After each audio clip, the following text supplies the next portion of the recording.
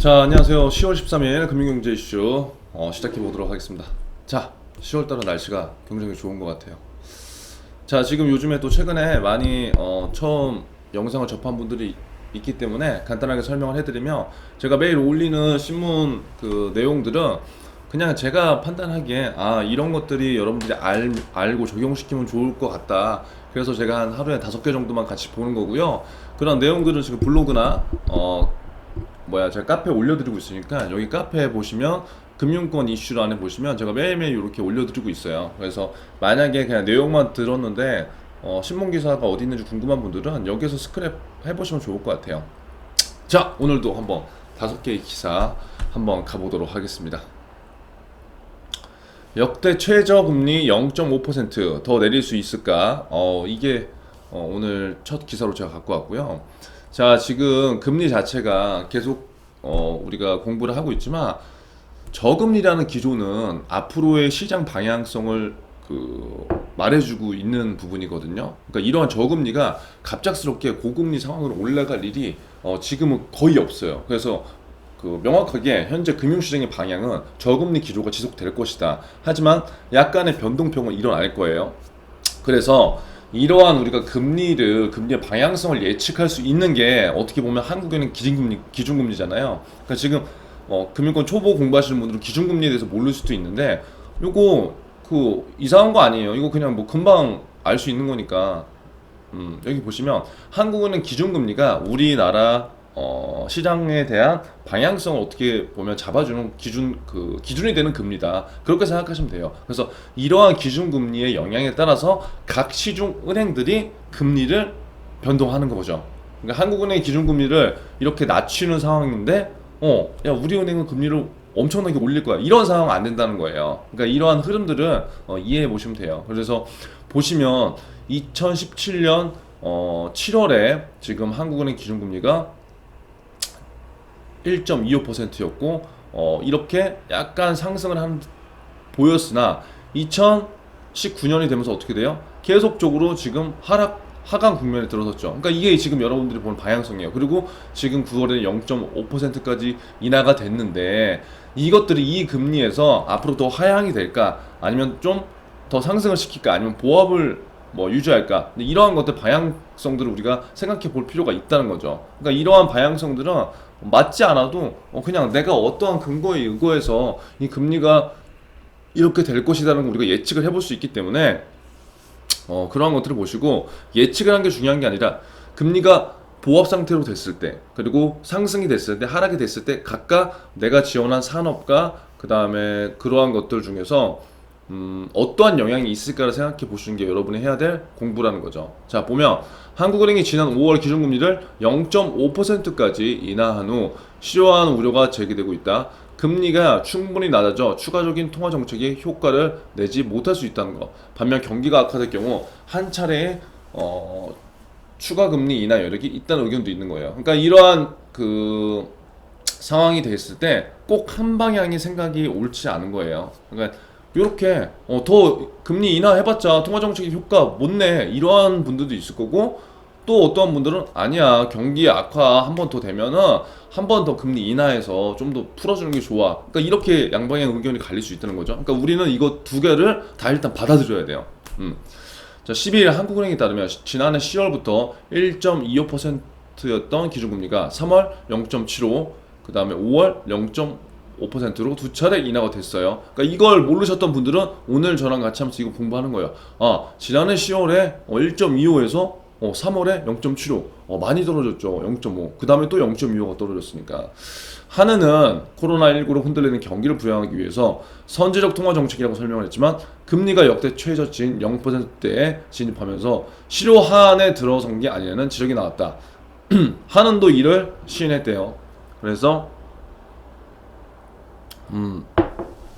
이러한 내용이고, 자, 다만 전문가들은 아직 기준금리가 실효화한이 들어선 것이 아니라고 진단했다.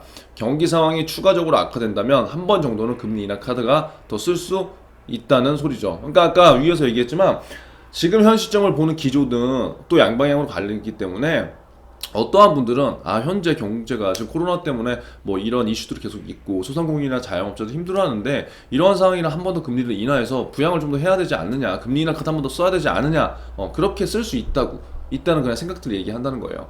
가장 큰 근거는, 그러니까 여러분들이 신문 기사를 읽으면서 이런 근거도 내 것을 받아들여야 된다는 거죠. 왜? 지금 내가 예를 들어서 이 기사에 대해서 아무것도 몰라. 그러면 내 생각이 당연히 나올 수밖에 없겠죠. 그러면 당연히 이런 기사들을 토대로 해서 이러한 생각이구나라는 걸 내가 일단 알아야 돼요. 그리고 이러한 것들을 많이 쌓아야지 그 다음 내 생각으로 표현할 수 있는 거니까. 가장 큰 근거는 뭐예요? 미국의 기준금리와 대외 자본 유출 가능성이래요. 왜? 미 연준이 계속적으로 그 기존의 요런 금리에서 이렇게 인하했잖아요. 그러니까 미 연준에 맞춰서 우리나라도 요렇게 간다는 거예요. 또 분기마다 발표하는 이러한 FOMC에서도 3년까지 2023년까지 장기 저금리 기조를 유지할 것으로 전망을 했다는 거죠. 국내 자본이 높은 금리를 찾아 해외로 유출될 가능성이 뭐 낮아졌다, 뭐 그런 의미도 될 수 있는 거죠. 그래서 이거를 한번 쭉 보시면 이러한 내용이 나왔네. 그걸 보시고요. 부동산 주식 버블 부작용도 있대요. 뭐냐 한번 볼까요? 실제 금리 인하 가능성을 별개 머니투데이가 10명 대상으로 물은 결과 만장일치로 동결을 예상했대요. 동결. 그러니까 대부분 시장 전문가들이 보기에는 채권 시장 전문가들이 보기에는 0.5% 동결을 갈 거다. 향후 기준금리에 대한 전망에서도 경기가 현 성장 수준을 이어간다는 전제하에 최소 내년까지 동결된 인상으로 동결된 후 그 다음에 인상을 시킬 거라고 전망했대요. 왜냐? 자산 시장의 버블 우려가 가장 크대요.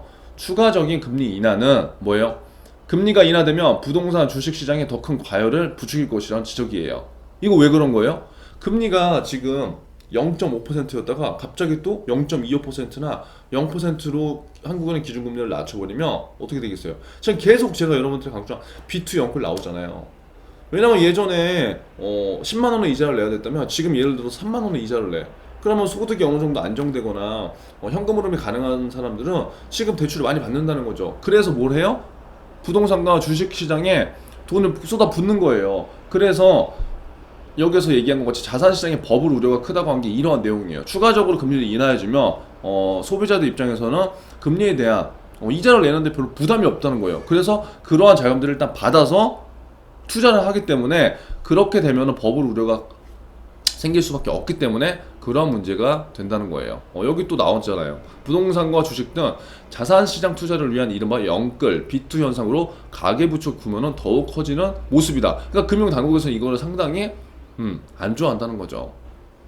그래서 현 상황에서 금리를 낮춰봤자 지금 현 경제 상황을 부양하는 것보다는 있는 사람들이 또 이러한 제도들을 활용해서 자산에 대해서 자산 시장의 버블을 위해서 투기나 이런 것들을 할 거기 때문에 오히려 부작용이 더 클 거다. 그러한 지금 생각들을 보여주고 있다는 거예요. 그래서 이 내용 한번 보시고요. 두 번째, 이건 또 뭐예요? 은행 돈 빼돌려 가상화폐 샀네. 얼마 전에 제가 기업은행 모 지점장 관련돼서 얘기를 했는데 그러한 금융사고가 꼭 비단 한 은행 뭐 그런 특정 직원한테만 일어나는 게 지금 아니라는 현실을 보여주는 거예요. 상반기에만 21건 31억 원이 이런 사건 사고가 일어났다는 거죠. 자, 그래서 우리가 봐야 될 거는 여러분들이 갖고 있는 돈의 생각 굉장히 여러분 중요합니다. 그런 것들이 여러분들의 가치관이나 성장 과정에 묻어있을 수가 있어요. 이거 만약에 여러분들 뭐 힘들게 들어갔는데 이러한 사건 사고가 일어나면 되겠어요? 그리고 중요한 건 뭐다? 여러분들은 물론 아니겠지만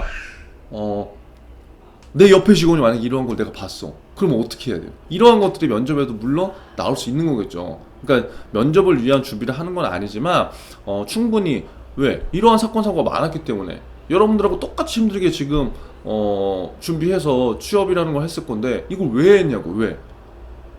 참, 우리은행 직원이 여러분, 그러니까 뭐 우리은행 직원이라고 다 이런 게 아니에요. 그런 걸 보고자 제가 기사를 갖고 온 게 아니기 때문에 잘 보세요. 우리은행 직원이 참고 있는 돈을 빼돌려 가상화폐에 투자하는 등 올해도 어이없는 금융사고가 은행권에서 잇따라 발표됐다. 우리은행 영업직원 A씨는 지난 3월 가상화폐에 투자하겠다고 하며 두 차례에 걸쳐 은행자금 총 1억 8,500만 원 횡령했다. 이게 말이 돼요, 여러분? 그러니까 이거 말도 안 되는 소리잖아요. 그리고 가상화폐에 일단 투자했다. 물론 그거는 개인이 투자하는 거기 때문에 뭐 우리가 어떻게 얘기를 할 수 없지만 이 가상화폐에 투자하면서 고객들한테 뭘 설명해 줄 거예요? 고객들한테도 분명히 이러한 거 투자하라고 얘기해 줄 수도 있다고요. 그리고 본인 자금이 아니라 누구 자금이에요? 은행 자금이에요. 그러니까 이런 거 보면은 그러니까 면접을 지금 아무리 뭐 구조화 면접을 하고 뭘 한다고 하더라도 단시간 동안 사람을 보고 뽑는 거기 때문에 이러한 문제가 일어날 수밖에 없다는 거죠. 자, 또 보세요. 국민은행 한 영업점 직원은 시제금을 부당만 추려고 현금이 부족한 상태에서 그대로 시제를 마감하는 방식으로 460만 원을 챙겼다. 시제금은 고객 예금을 대출하고 금고 안에 남아있는 돈으로 지급 준비를 하는데, 그러니까 이거 여러분들 은행 가면 시제를 맨날 마감을 하는데 저 잘 이해가 안 되겠지만 하여튼 시제를 마감하는 방식으로 이 460만 원 챙겼대요. 그러니까 지금 국민은행에서 일하는 영업점 직원이 460만 원이 없어서 이걸 했을까요? 물론 급한 어떤 사유가 있을지도 모르겠지만 이거는 저는 보면 볼수록 참 의아하네요. 460만 원. 신한은행에서도 시제금 1,400만 원. 하나은행도 지인 명의로 3억 7천만 원 대출받은 후. 그러니까 여러분 이런 거 보면은 이게 뭐예요? 이 굉장히 은행, 증권, 뭐 보험 다 금융업은 내 돈이 아니라 일단 고객들의 돈, 타인의 돈을 우리가 만지는 직업이잖아요. 그렇다고 한다면 거기에서 가장 윤리적으로 중요하게 될 게 어떠한 부분인가를 생각해 봐야 돼요. 그리고 이러한 것들이 왜 중요한가? 이게 지금 은행별로 다 나와 있지만 없는 은행도 있잖아요. 예를 든다면 이거 얼마나 은행에 대외적으로 이거 망신입니까? 망신. 물론 이 은행에 있는 직원들이 다 그런 건 절대 아니지만 나 하나로 인해서 조직적으로 이러한 피해를 줄 수밖에 없다는 거예요. 그러니까 여러분들이 맨날 자소서에서 강조하고 면접에서 나는 정말 책임감 있는 사람이다. 협업을 중시하는 사람이다. 나는 정말 코어기 좋은 사람이다. 맨날 강조하지만 그 글들만 보고 알 수 없다는 이유가 이러한 사람들이 아직 있다는 거죠. 그래서 우리가 한번 심각하게 생각을 해봐야 돼요. 정직과 윤리, 그 다음에 금융인의 태도 이런 것들을 내가 본질적으로 어떻게 갖고 있는 사람이고 이러한 금융사고가 왜 발생됐는가, 그리고 만약에 내 옆에 직원들이 이러한 상황들이 발생됐을 때 내가 조치할 수 있는 방안은 무엇인가, 이러한 것들을 진실성 있게 고민을 해봤으면 좋겠어요. 그리고 오히려 더 많이 알기 때문에 금융회사 직원들 많이 알기 때문에 많은 투자들을 하다 보니까 이러한 사고가 일어나는 것도 있어요. 가상화폐나 이런 거 일반 사람들 모를 수 있잖아요. 근데 누가 어디서 내 옆에 직원이 어디에서 투자를 해서 벌었어. 그러면 굉장히 나도 하고 싶다는 거죠. 그럼 자기 돈으로만 하면 되는데 문제는 뭐야? 고객들 돈, 우리 지점 돈이 있으니까 그거를 빼서 한다는 거죠. 이거 실형 받아야죠. 안 그래요? 남의 돈을 이렇게 쉽게 사용하는데? 아까도 나왔지만 다른 사람 명의로 해서 담보대출 일으키는 이건 말도 안 되는 소리예요, 여러분. 그러니까 이 부분 한번 생각해 보시고요.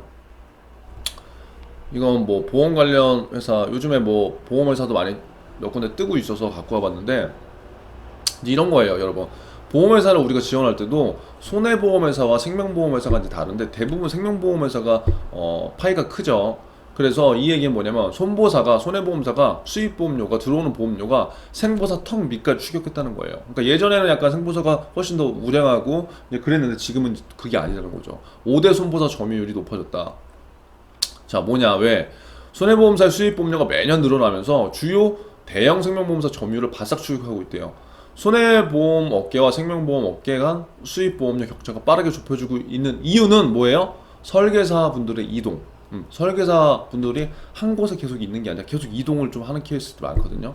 그런 이동과 보험 상품 판매 트렌드의 변화, 이 트렌드의 변화는 그 상품의 그 변화로 이제 나타나는 거예요. 이러한 이유 등 복합적인 요인이 존재한다고 업계 관계자는 입을 모으고 있대요. 자, 보시면 12개 보험사의 수입보험료는 61조 원, 그중 대형 손보사라고 하면 어디예요? 삼성, 그 다음에 현대해상, DB 뭐 막 하면 25조 원으로 전체의 40조 원을 했대요. 보시면 수입보험료 차이가 지금 화재보험이랑 엄청나게 많이 따라왔어요. 그러니까 이런 것들을 보면서 여러분들이 뭘 생각해 봐야 된다면 생명보험과 손해보험 똑같은 계열사 중에서 회사 중에서 그 선택을 할 때 난감하잖아요. 그러니까 생명보험회사가 그 판매하는 게 무엇이고 손해보험회사가 판매하는 게 무엇인지 그런 것부터 체크해 보면서 내가 생명보험사에 지원을 할까 아니면 손해보험사에 지원을 할까 그런 것들도 미리 생각을 해보시는 게 좋을 것 같아요. 특히 현대해상, DB손보, KB손보 여기가 대형 손보사인 한화생명과 교보생명 바짝 다 하고 있대요. 와, 그러니까 여러분 이번에 현대 DB 쓴 사람들은 굉장히 괜찮은 거죠. 보험업계 관계자는 대형 손보사들의 원수보험료가 덩치가 커지면서 점유율을 좁혀나갔다. 그래서 아무튼 이렇게 손해보험사가 바짝 추적하고 있다는 거예요. 좁혀지고 있는 점은 뭐예요? 실질 수익으로 잡히는 보험료 수익 점유율이 좁혀지고 있다는 점은 생명보험업계가 자산 규모 대비, 그러니까 뭐예요? 생보험업계는 자산 규모는 되게 큰데 수익성이 지금 떨어진다는 거예요. 수익성. 손보사들은 여기 나오잖아요. 뭘 파는지 손보사가. 손보사들은 건강보험, 장애보험, 생활보험 등을 하나로 묶은 통합보험 판매 확대와 실손보험 등 장기 상품을 강화하면서 수입을 늘리고 있다는 거예요. 그러니까 이것들이 뭐예요? 어떻게 보면 손보사에서 지금 판매하고 있는 상품이죠. 그럼 손보사에서 판매하고 있는 상품들은 철저한 목적에 의거해서 이러한 다양한 상품들이 있다는 거예요. 그렇죠? 그럼 보세요. 여기 중요한 게 나와 있잖아요. 생보사는 주력 상품이 뭐예요? 종신보험과 변액보험. 그러니까 상품의 구조가 그 업계의 트렌드를 바꿀 수 있다는 거예요.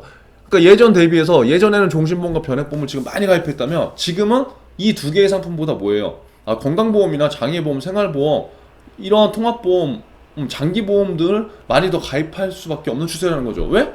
보험료가 훨씬 더 싸고 다양한 기능도 있으니까. 그러니까 이러한 것들 때문에 고객들 입장에서는 생보사보다 손보사로 많이 상품을 가입할 수밖에 없다는 거예요. 그리고 뭐예요? 올해 1분기 기점으로 손해보험의 전속 설계사 수가 추월하기도 했대요. 그러니까 여기 또 보면 손보사 역시 저성장 저출산 등 요인으로 둔화되고 있는 상황이지만 상대적으로 생보사보다 수입보험료의 성장 속도가 빠른 만큼 손익 규모가 앞으로 더 벌어질 거다.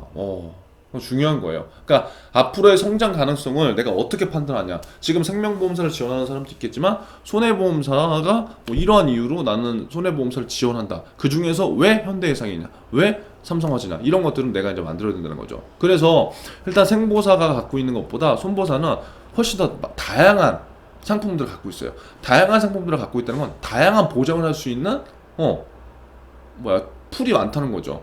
그러면 뭐예요? 그 많은 사람들의 니즈에 조금 더 부합되는 상품들이 굉장히 다양하게 나오기 때문에 훨씬 더 많은 사람들의 니즈 충족을 시켜줄 수 있다는 거고, 그러한 것들이 앞으로도 뭐예요? 많은 사람들이 찾게 할 수 있는 이유가 될 수 있다는 거예요. 그래서 요거는 한번 보고 넘어가면 괜찮을 것 같아요. 그리고 어젯밤에도 그랬지만 애플이 지금 올랐죠. 애플 주자 나스닥이 2.56%가 올랐고, 이러한 거에 따라서 우리나라 증시의 영향을 어떻게 우리가 판단할까 이런 것들을 그냥 본다는 거예요. 그러니까 증권 관련돼서 취업을 준비하는 분들은 제가 계속 얘기하지만 이런 부분들을 좀 더 내가 생각하고 이러한 방향과 분석을 내 스스로 할 수 있는 영향들이 있으니까 조금 더 근거나 이런 것들을 내가 명확하게 유지를 하면 좋을 것 같고, 그냥 단순하게 금융권을 준비하는 친구들은 매일매일 좀 봐야죠. 방향성이 어떤가. 그래서 아무튼 지금은 나스닥이 어제 애플을 중심으로 이렇게 올랐는데 현재 우리나라 코스피가 2400이 지금 넘은 상태지만 이게 지금 현 시점에서 좀 더 갈까 안 갈까 그런 것들을 한번 방향성을 뒀다는 거죠. 그래서 애플, 아마존 등 대형 기술주가 뉴욕 증시를 끌어올렸고, 뉴욕 증시는 4거래일 연속 상승해서 뭐예요? 최근 조정이 됐었잖아요. 그 조정폭을 대부분 회복했다는 거죠. 그래서 이렇게 거래를 마쳤고, 특히 대형 기술주가 이러한 것들을 상승장을 이끌었다. 자, 기대치가 이미 낮아져 있는 상황만큼 실적이 예상치를 웃도는 어닝 서프라이즈가 많을 것이라고 됐고요. 기술주의 급등송 나스닥은 뭐예요? 지난달 9일 이후 가장 많이 올랐다. 이렇게 보시면 될 것 같아요. 그래서 항상 증시는 이게 변동성이 계속 있기 때문에 이러한 내용들을 꾸준하게 우리가 살펴봐야 된다는 거. 너무 깊숙하게는 살펴볼 필요는 없지만 방향성을 알아야지 우리가 나중에 뭔가를 얘기할 수 있는 것들이 있기 때문에 그러한 것들을 한번 보시면 좋을 것 같아요. 마지막으로 동산담보대출 늘자 부실채권도 쑥. 이건 무슨 말이냐? 최근 3년간 정부의 적극적인 육성 속에서 주요 은행들의 기업과 기술력과 재고 자산 등을 담보로 내준 동산담보대출이 크게 현재 늘었대요. 근데 동산담보대출이 크게 늘면 물론 좋죠. 은행에서 수익이 잡히니까. 근데 뭐예요? 부실 채권도 같이 늘었으니까 리스크가 그만큼 같이 간다는 거예요. 그럼 별로 그렇게 또 그게 좋은 상황은 아니라는 거죠. 자, 보면 시중 4대 은행과 국책은행, KDB와 IBK 등 6개 은행의 동산담보대출 잔액이 2017년 말 1,746억에서 6억, 올해 6월 많이 늘었네요. 3년 반 동안 13배가 늘었다는 거예요. 그러니까 동산담보에 대해서 대출을 많이 해줬다는 거예요. 그럼 이 동산담보대출이 뭐냐? 부동산담보대출 아니에요, 여러분. 북자가 빠르잖아요. 부동산담보대출과 대응되는 개념으로 뭐예요? 기업에서 뭔가를 하기에, 중소기업이나 뭐 일반 기업에서도 뭔가를 하기에 뭐 이런 것들을 할 수 있다는 거죠. 생산시설과 같은 유형자산, 원재료, 완제품, 농축수산물, 매출채권, 직접재산권 등을 이런 것들을 담보로 해서 돈을 빌린다는 거예요. 그러니까 우리가 예를 들어 부동산은 일정 뭐 부동산 이거 딱 하나 보고 여기에 LTV 몇 프로, DSR 몇 프로 여기에 생산되는데, 동산담보대출 같은 경우에는 사업을 할 수 있는 방향들이 너무나 많잖아요. 그러니까 그 사업을 할 수 있는 그런 것들이 많기 때문에 그게 그 담보가 원재료가 될 수도 있고 완제품이 될 수도 있고 농축산물이 될 수가 있고 직접 재산권이 될 수도 있다는 거죠. 그러니까 이러한 항목에 맞춰서 다 동산담보로 대출을 할 수 있는 거예요. 그러한 것들이 동산담보대출이라는 거예요. 동산담보대출이 가장 잔액이 많은 것은 뭐예요? 기업은행. 이거 잔액이 많으면 좀 좋은 거예요, 나쁜 거예요? 지금 입장에서 리스크가 클 수밖에 없는 거죠. 왜? 그만큼 부실채권이 나올 확률도 큰 거니까. 그래서 이러한 것도 한번 보세요. 내가 지원하고자 하는 방향, 그리고 면접에 가고자 하는 방향, 이런 것들이 기업금융과 연결될 수 있다는 거죠. 뭐 어차피 여신은 하는 거니까. 그래서 쭉 보면은 부실채권이 지금 계속 늘어나고 있다는 게 지금 문제고, 우리은행, 신한은행, 국민은행, 시중은행은 규모가 작았대요. 그러면 예를 들어서 국민은행이 이번에 면접을 보러 갔을 때 만약에 뭐 이러한 것이 얘기가 나올 수도 있잖아요. 그러면 뭐 국민은행은 뭐예요? 건전성 관리를 잘한 거라고 판단할 수 있다는 거죠. 계속 얘기하지만 건전성 관리가 잘 됐다는 건 뭐야? 고객한테 그만큼 적시에 고객이 원하는 시기 때 그 돈을 어떠한 이유 없이 잘 지급할 수 있는 능력이 되고, 그러한 것들은 고객이 신뢰를 받아볼 수 있는 가장 큰 강점되는 거기 때문에 이런 것들은 국민은행에서 우리가 살릴 수 있는 포인트가 또 될 수 있다는 거죠. 그래서 기업은행 측면에서 봤을 때는 물론 담보대출이 많이 나가서 뭐 그때 당시에는 좋았을 수도 있지만, 이러한 것들이 리스크를 끌어올리는 하나의 중요한 이슈가 될 수 있기 때문에 이러한 것들을 어떻게 잘 관리하고 기업들을 잘 부실 채권을 더 이상 만들지 않게 어떻게 노력할까, 그러한 것들도 우리가 한번 생각을 해볼 수 있으면 좋을 것 같습니다. 자, 아무튼 오늘 10월 13일 금융 이슈 마무리하겠습니다. 오늘도 화이팅 하시고, 자, 좋아요와 구독 누르고 끝내주세요. 자, 오늘도 화이팅이세요.